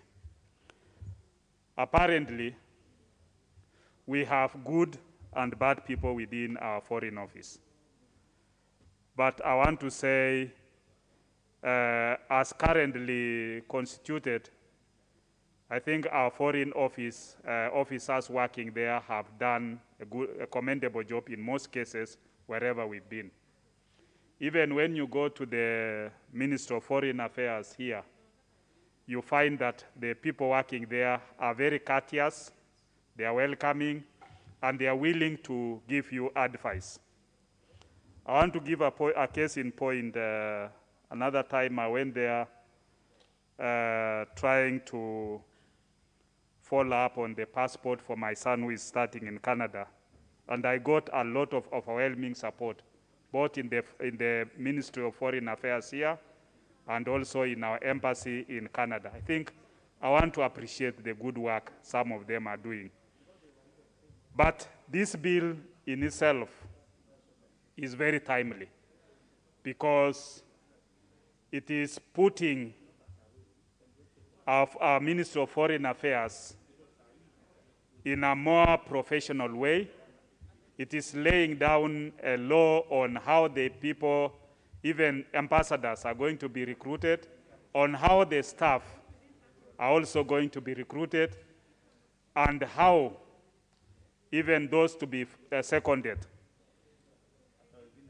Some of our people who have worked in the Foreign Office, I think some of them have had very bad experiences, because more often you will find that when regimes change, even those who are working as ambassadors in some of the foreign countries, after the expiry of the 3 years where they have been on appointment, some of them end up being left out unceremoniously without a better package on how these officers who have diligently and faithfully served their countries should be able to be placed in the various places. Because you find that somebody has been an ambassador in a foreign country. When regimes change, this person is just recalled and left out, depending on who is your godfather. I think that kind of a culture has to come to an end. And this bill, I think, will bring some correction and make sure that we have a way of how all our officers within the foreign offices, in the various embassies, and also when they are called back, where are they going to be placed?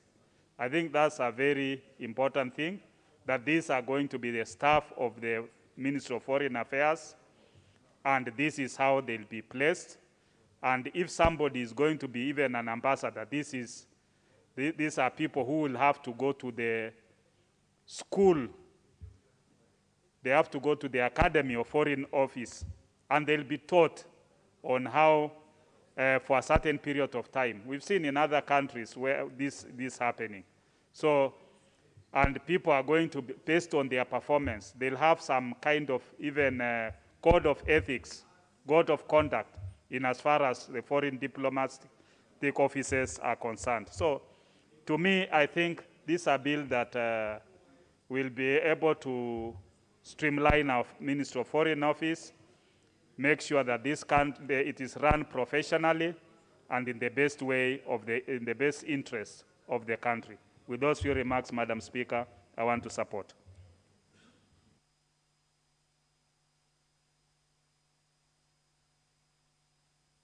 Sorry, honorable members, we have 12 interests to contribute to this bill, and the time allocated for each member is 10 minutes, which we can't alter. But out of benevolence, if you can speak less time, so that you can have all of you contribute. Because I am getting a lot of pressure from everyone wanting to speak. So please take care of yourselves. Take care of yourselves. Member for Kajiado Central.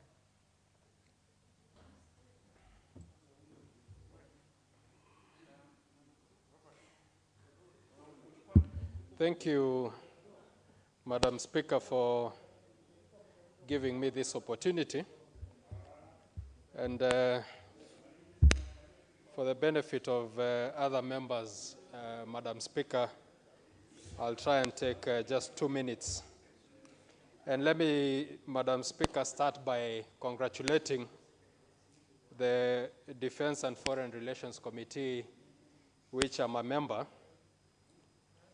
and also just thank the chair of that committee for his very good leadership, because, Madam Speaker, this was a bill that the committee put a lot of effort to come up with what it has come up with. So, Madam Speaker, let me start by saying that this is a historical bill, because despite the importance of foreign relations to a country, Honorable Speaker, we did not have legislation to guide this very important ministry. Madam Speaker, a lot has been said by my colleagues, and the importance of the foreign relations to a country, Madam Speaker, cannot be underestimated. Let me quote Lee Hamilton, a former US congressman, on the importance of foreign relations. And I quote, "You need to have a strong military and be prepared to use it on occasions as a last resort. But you certainly have to have a strong diplomacy. Almost all of these problems that we are dealing with, I think all of them ultimately have a political solution. You do not get that kind of a solution through military action. You get it through diplomacy, negotiations, consultations, endless meetings, and conversations of all kinds with your friends and with your enemies.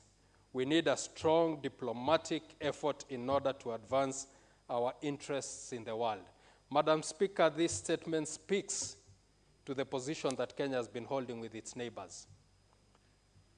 In many instances, Kenya has had to play a lot of diplomacy in dealing with our neighbors. I happen to lead a constituency that touches on a border of another country.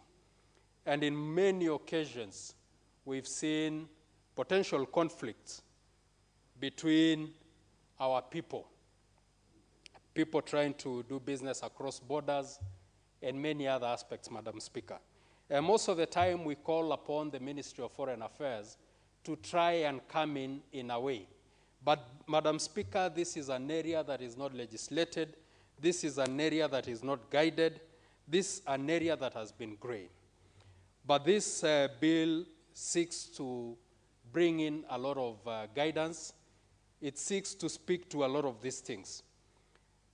My colleagues or members have contributed on aspects of professionalism in the foreign service. Madam Speaker, this cannot be underestimated, because as long as we have a foreign service that is run professionally, as long as we have trained our people, then the image that we have out there will be portrayed by the people who are representing this country. I've heard a member here speaking about an ambassador, and the member had said that she hopes that this bill does not speak to that particular ambassador. And Madam Speaker, I want to assure this House that this bill has not come up because of anybody. This bill has come up because of the lack of legislation in this area, and also we know that laws do not apply retrogressively. So if we had made certain mistakes, the bill does not come in to affect anybody. So, Madam Speaker, without taking a lot of time so that my colleagues can also have time to contribute, I support strongly, and I urge this House to support this bill, and not just to support as it is, but to also enrich it. Let members also give their views. We'll have time to go through the whole bill. Let members give their contributions, amend it, so that we enrich this bill for the future of this country. Thank you, Madam Speaker. Honorable Logutu, Abel. And you know, I have to alternate between both sides. So, Honorable Logutu, you don't have to protest, eh? Yes. Thank you, Madam Speaker, for allowing me to contribute to this very important motion. Bill. Madam Speaker, I want to say that the Foreign Affairs Ministry is the face of this country elsewhere globally, and that this ministry needs to have the capacity and the diligence it requires to be able to market our nation to other nations globally.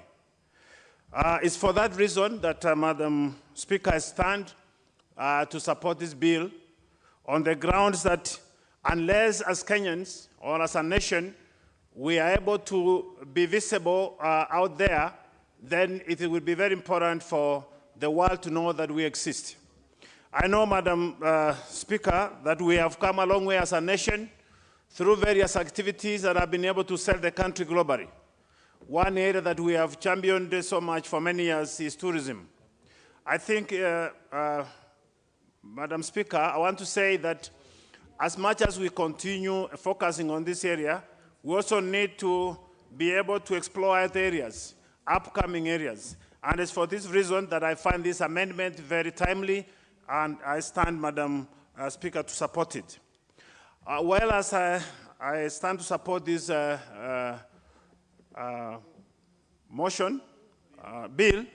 I have a number of reservations. One is that, as it is, the Foreign Affairs Ministry does not have the capacity that it requires to deliver the image of the country out there. I will imagine that the best we must think about is to boost the capacity of this mission so that they are able to deliver the aspirations of Kenya as a nation. I also want to look at the way the mission has conducted the affairs of Kenyans out there. We have had many deaths, we have had many people jailed illegally, and the activeness of the mission in trying to help these Kenyans who are affected in one way or the other has been very, very, very poor. Madam Speaker, I want to say that as we move forward, Kenya has a number of people trained in various fields. I would want to see the Kenyan missions and high commissioners having all the skilled people, many of them who have qualified in emerging areas like ICT and actuarial sciences, so that they can be able to bring a difference in the way Kenya interacts with with other countries. And for that reason, I want to imagine that the amendment has brought out a number of requirements for staff to ensure that professionalism is well addressed. And if this can be followed, then I'll imagine that we'll have a mission, a Foreign Affairs Department, which has got the capacity requires to make a change that Kenya needs to have in the global village. With those few remarks, Madam Speaker, I stand to support this bill. Thank you. Member for Mwingi Central, Ramo Muliungi.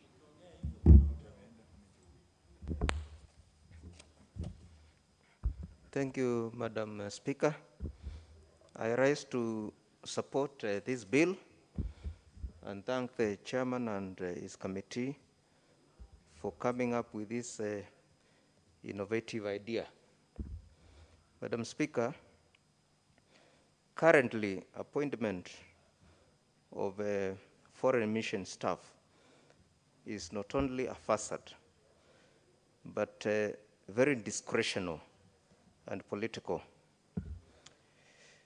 Madam Speaker, this bill, as proposed, will go a long way in not only regulating and streamlining appointments in foreign service, but also in guiding the procedure of the appointments, and also in creating fairness and equality, and finally in rewarding competence and performance. Madam Speaker, the bill provides for the duration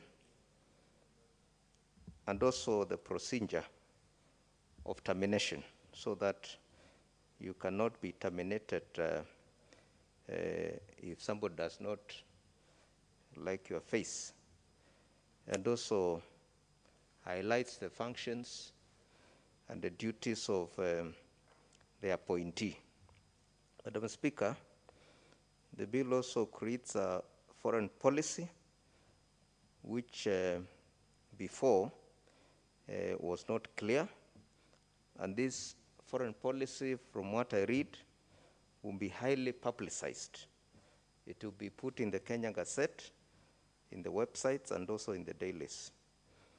The bill also creates a very good idea, noble idea, for training, a foreign service academy to train diplomats, because diplomacy is a profession. And if a diplomat is not well trained, he or she can cause embarrassment in a foreign country, can cause hatred, and in the worst scenario can cause war. Therefore, training is paramount, and this bill has done a good thing. Madam Speaker, the bill also has done a very good thing. We have seen a lot of infighting in the Ministry of Foreign Affairs, necessitating transfer of CSEs or PSEs. And this bill now separates their roles, the roles between a CS and a PS, to avoid conflict and infighting, and promote harmonious working relationship and improve performance. Finally, Madam Speaker, most importantly, the bill provides for appointment of both the career civil servants and the politicians, so that as I stand here, in the future, if I lose my seat, I stand a possibility of being appointed as an ambassador and getting another additional title of His Excellency. Madam Speaker, with those few remarks, I support. Thank you, Madam Speaker. Member for Tinderet.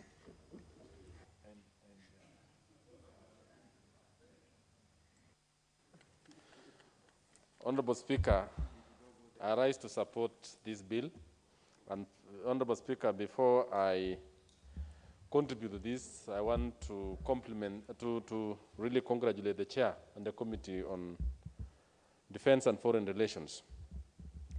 As has been actually said, Honorable Speaker, this bill seeks to right the wrongs that have actually been in the Ministry of Foreign Affairs and International Relations for quite some time. Honorable Speaker, it is known that in the community of nations, it is very important for nations to have very clear professional foreign relations and service for betterment of services for our citizens, and even for the relations with the international community. Honorable Speaker, this bill seeks to establish a very clear professional functioning foreign relations. It looks, in clauses 3 to 7, it looks at the functions of the Cabinet Secretary vis-a-vis the functions of the Principal Secretary. For a smooth foreign relations, Honorable Speaker, it ensures that nations' projections in the community of nations is upheld. Today, a number of countries in the world flexes their muscles through proper projections of the foreign image of a nation. It does so through a well-established diplomatic system, very well-planned structure of foreign relations. And to this, it requires a very competent staff, well-trained ambassadors, high commissioners, attaches, and even junior staff that are able to portray a nation's image properly and project it well. A nation's image in the international system, Madam Honorable Speaker, is very important on her standing, especially on trade, especially in ability to influence nations, especially on matters that affect her and even her interests globally. A case in point, Honorable Speaker, is that even within international organizations such as the United Nations, such as the African Union, the regional bodies such as ECOWAS, and even the East African Community, a well-organized foreign service is able to really take the image of a country to the next level, even the interests of a country is going to be done, is going to be taken very well by a well-developed foreign service. This bill looks at a number of issues. That one, it looks at the staffing of embassies. It has come to the notice of this House and even at times, Honorable Speaker, that even members who are appointed ambassadors, some of them are politicians, some of them even do not have the requisite skills to really take to project our image abroad. Honorable Speaker, you realize that even the qualification of high commissioners has actually been put very clearly. The attaches. And even members who are from maybe particular specialized ministries, specialized agencies. A trade attaché needs to have a lot of knowledge on execution skills on trade, even on education, even on military, and many others. So, Honorable Speaker, it is quite very important. Honorable Speaker, it has also come out on how to appoint honorary consuls who are going to assist nations in many other areas. So, Honorable Speaker, this is quite very important, and I support the bill, and actually this is the right way to go. Thank you, Honorable Speaker. I support. Member for Kwanza, Honorable Wanyonyi. Madam Speaker, I want to take this opportunity, first of all, to thank the chairman of this committee for having this bill coming with very clear objectives and reasons, which I think, Madam Speaker, from the onset, everybody has supported this bill. And I want to take this opportunity also, on my own behalf, to say that we want foreign mission, which is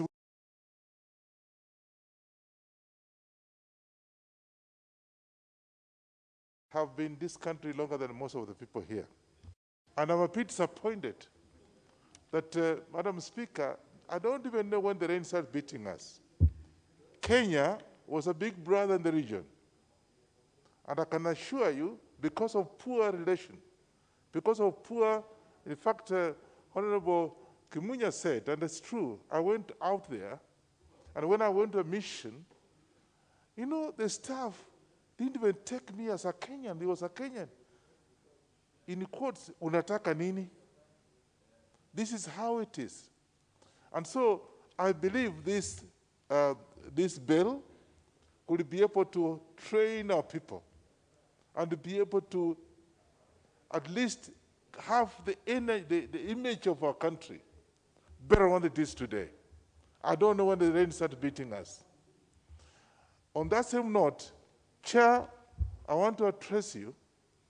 We have serious problems in the Middle East. You've had our children, you know, because of lack of jobs here, our people have gone to the Middle East. And you can see what happened. I personally went to the Middle East. And I bought property in the Middle East, I want to say that. Because they came here and we went there, and I can assure you, our mission in the Middle East is sleeping on the job. Because those children that have been killed and girls or boys who have been killed in the Middle East, nobody has raised a finger.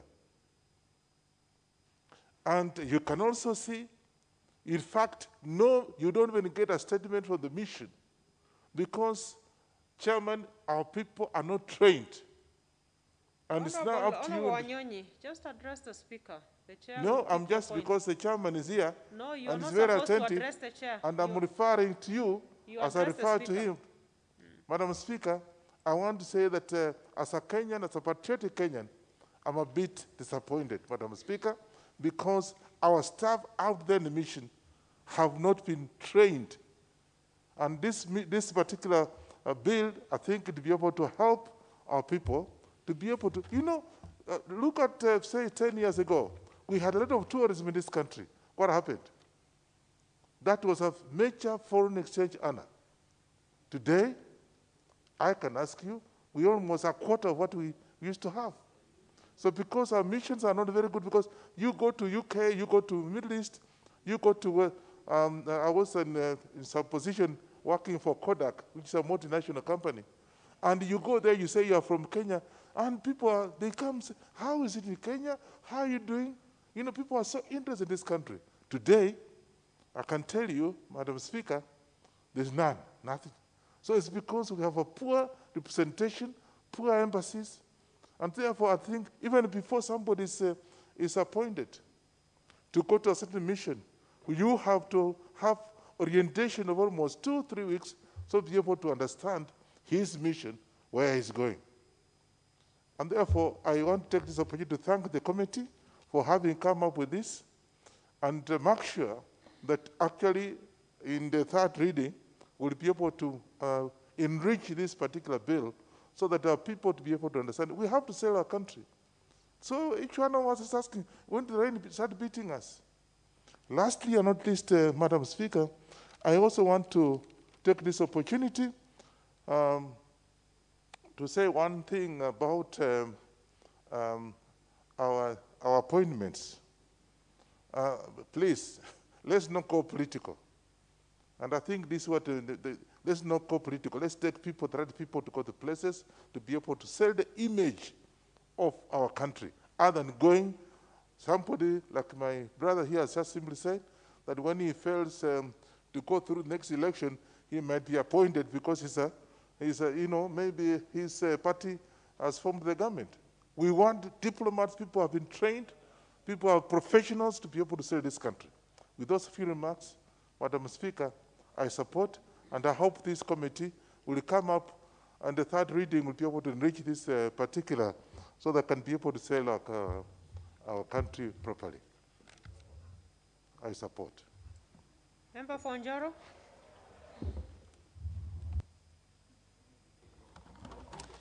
Thank you very much, Speaker, for giving me this chance to contribute in relation with the Foreign Service Bill. Chair, the first comment I wish to say on this is to congratulate the committee, which is led by Honorable Kato, and also, Chair, to say that we also congratulate them to find the gap in legislation in relation with this foreign services matter. And the Chair, on this concept also it gives me this opportunity to say our national image is always having global impact. Therefore, we are here to support the good proposals, provisions, and also to realize that the good practices which is being proposed in the entire document is going to at least improve most of the part proposed. And also, our Speaker, I also wish to say with the matter which was raised in relation with the specific functions and the separation of functions between the PS and the CS in the respective ministries, very crucial, so that we can also have a smooth flow of the daily today works in relation with the entire matter. Therefore, Madam Speaker, majority have talked. They have said a lot of points. Mine was only to raise.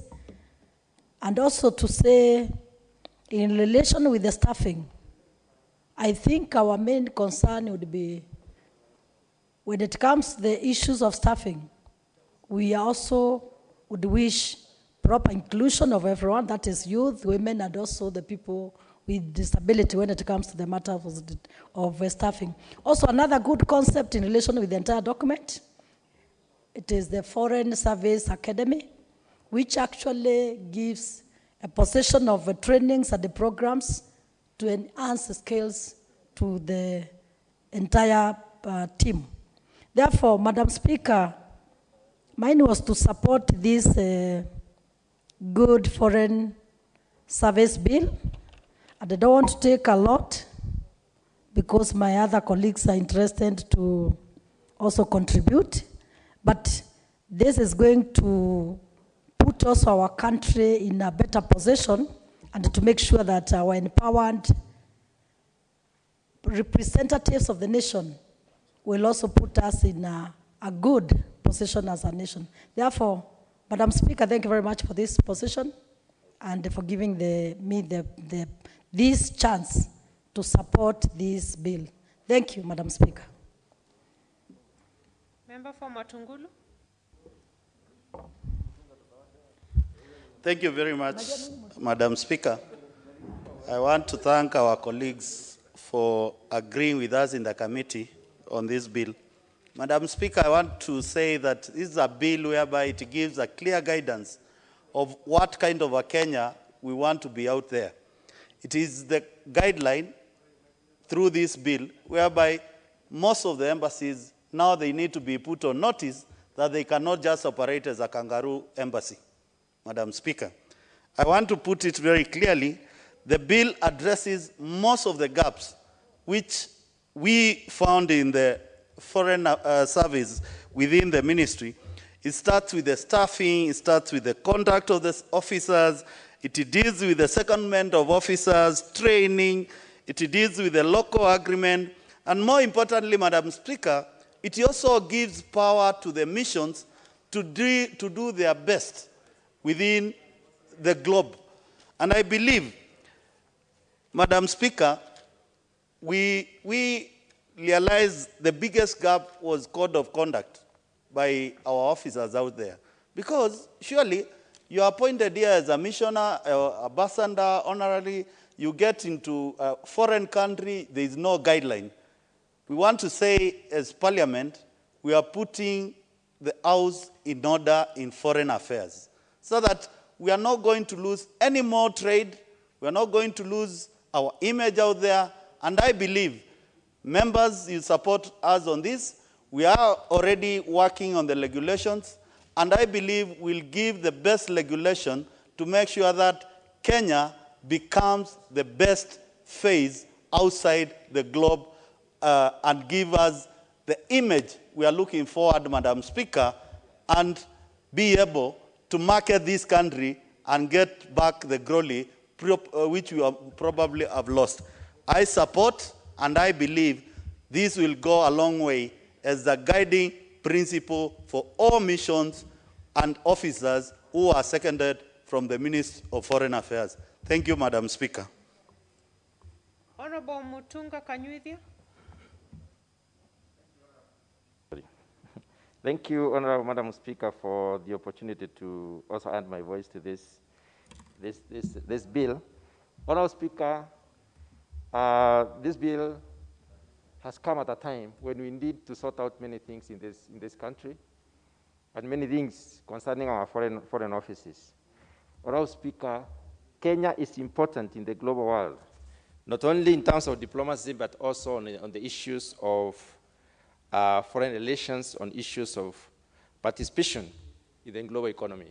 And therefore, this comes in to shape the method of doing it. Just a few issues, Honorable Speaker, that I hope have been captured in this bill. First and foremost, I hope we have captured well how we shall be opening up these missions based on the importance and also the minimum levels of staffing. When we say we have a consular or a foreign mission, what should be the minimum?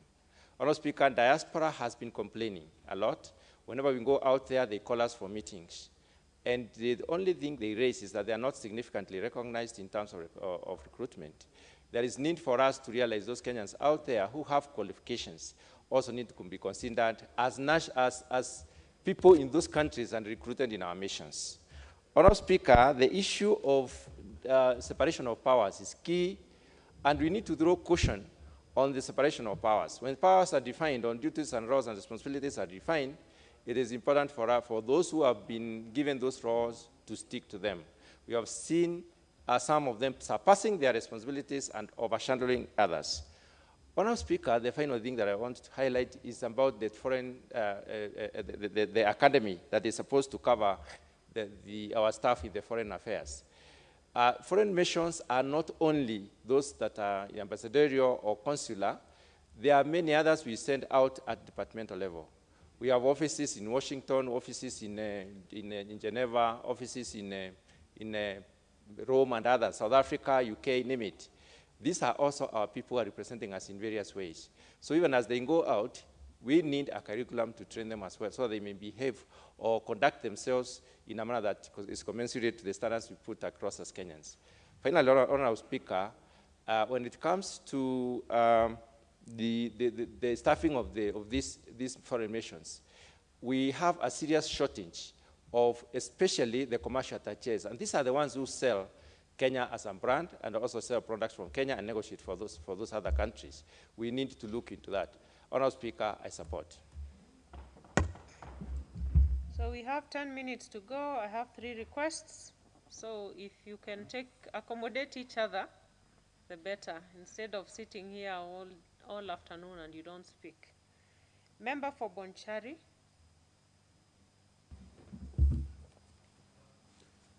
Thank you very much, Madam Speaker. I also wish to rise and support this bill.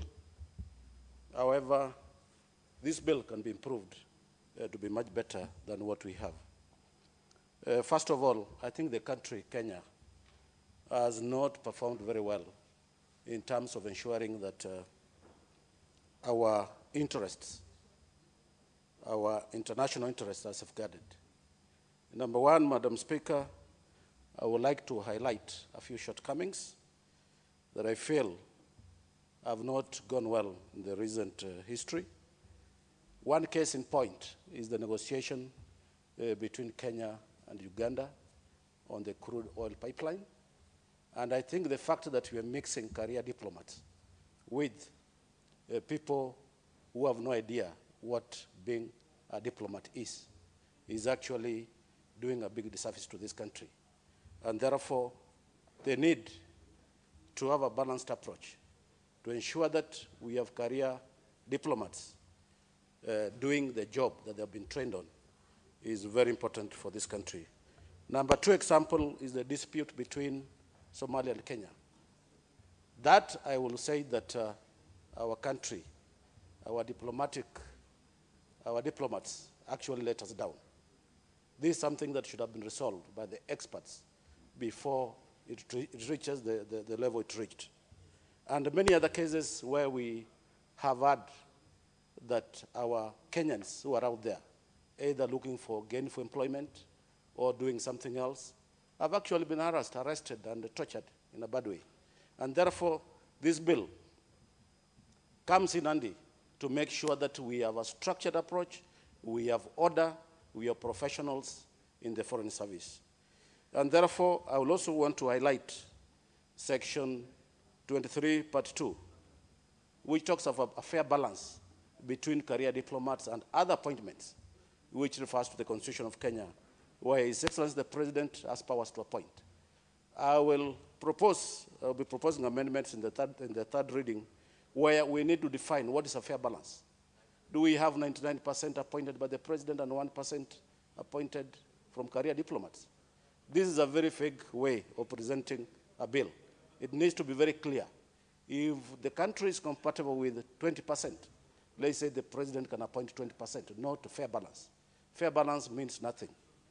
And therefore, we will be proposing amendments to this to make sure that we have a clear, defined way.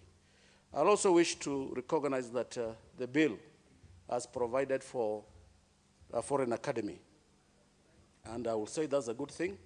However, we need to look at whether we are replicating institutions in this country. We have the Kenya School of Government that has the capacity to do all manner of trainings. And that was specifically created to make sure government employees are well catered for. And I will propose, Madam Speaker, either we look at creating this academy, is actually a clear burden on taxpayers. We are complaining all our collections, revenue collections are going to paying people.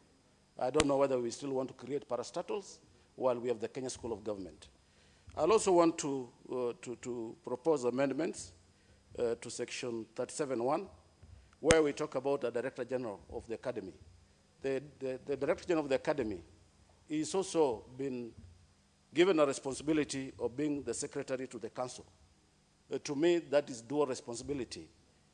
A Director General who is a CEO of the Council ideally should be somebody, a secretary should be somebody who has training on taking minutes like the certified public secretaries.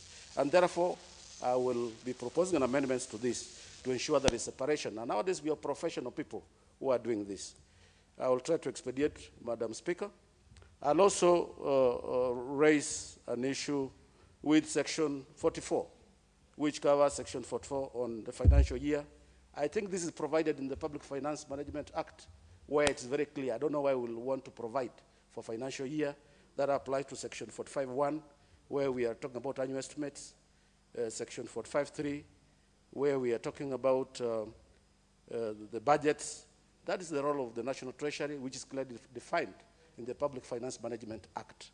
And also, because of time, I'll also bring amendment. Section 46.2 talks about the accounts. That is covered in the Public Finance Management Act. So the drafters needs to know, refer to the relevant acts of parliament that have been passed to deal with those issues. And Madam Speaker, with those few remarks, I support and will be bringing amendments in the third reading. Thank you. Very well. Member for Dadaab, Honorable Duale Dahir. Thank you, Madam Chair, and I want to, Madam Speaker, for giving me this opportunity. I will start with thanking the chairman of the Defense and Foreign Relations Committee for coming up with this bill. And I want to say that, in brief, this country is famous for many things, including the great people of this country, Kenya, the athletes, agriculture, tourism, the flora and fauna of this nation. And what we want the Foreign Service to do is to represent us internationally in all the aspects of this country when they are there. And I think it's also important just to mention that the migrant workers, the students, and the people who are getting jobs elsewhere should have a place where they can also be represented and their issues can be taken. Because sometimes it saddens us to see Kenyans who die in foreign countries because of, and sometimes we feel that there is lack of representation. Finally, I think that as a country, we are part of the international community. Some of the laws we have are adoption from the international laws, and many times, including this House, we go for foreign trips. And we want to have a foreign service that is well-trained, that's going to guide Kenyans who are going to present this country in the international forums. With those few remarks, I say I support the bill. Thank you. Member for Kishugu. Thank you, Madam Speaker. I echo my colleagues' sentiments in support of this bill. Madam Speaker, I'll be proposing amendments in the definitions. There are some terms that have not been well defined. The bill needs to be clear and understood by even the lay Kenyans, including ambassadors, consulars, and those kind of definitions need also to be captured.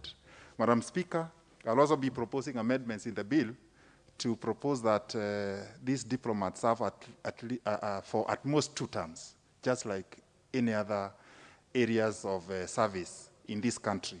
Madam Speaker, having been appointed with approval of the Parliament, I think it's also important to include instances as to when and why they should be terminated. So, Madam Speaker, all in all, I do support this bill. Thank you for that chance. Honorable Kato, as a mover, you have 1 minute to reply. Madam Speaker, I want to thank the 23 members who have contributed on this bill, and I promise that at the committee stage, we will take very seriously their contribution to bring proposed amendment to enrich the bill. I beg to reply. Very well. We will have the question put on this business when it comes next in the order paper. And with that, honorable members,